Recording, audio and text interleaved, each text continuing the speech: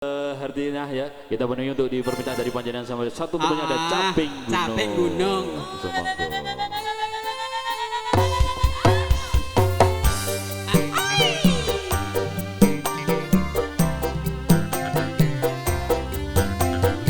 Kowe joget ora nyawar rak jloki kowe.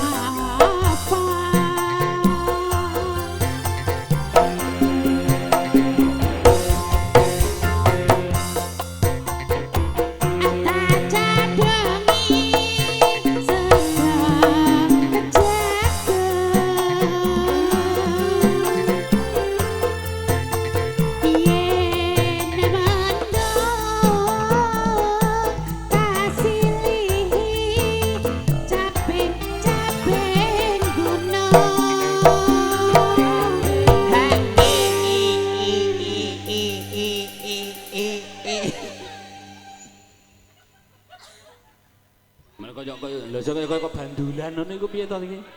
Ya kepenak kok mentul-mentul ngono. Enak pere awakku kok. Lah iku napere jebol piye terus? Napere jebol iku mau. Ya wis dol lah berarti. Sebelum Mas Pathak iki urusanmu iki pokoke iki. Syukur. Sekar bisa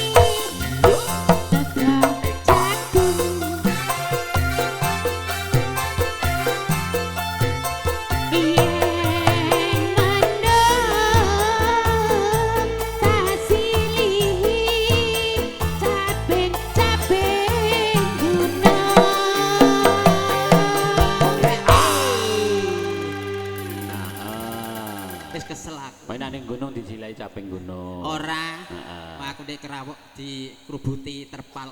Ngono. Ya numpak Mulane. truk kere. Mulane kok sikile ngono ku. Iya, wong dhuwure nek telone.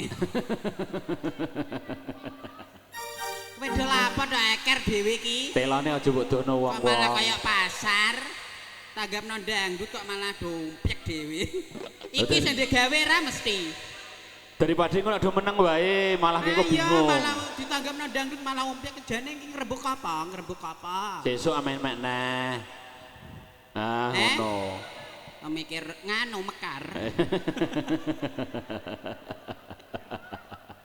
Iya. Iso irimi berarti langganan awakmu naju kulino jupuk mekar ya. Iya. Heh? Ya, Senin nang Selasa. Ya ono kabeh gitu ya dene. Biar sesuk ora iso mangan. Ya. Sekar bisa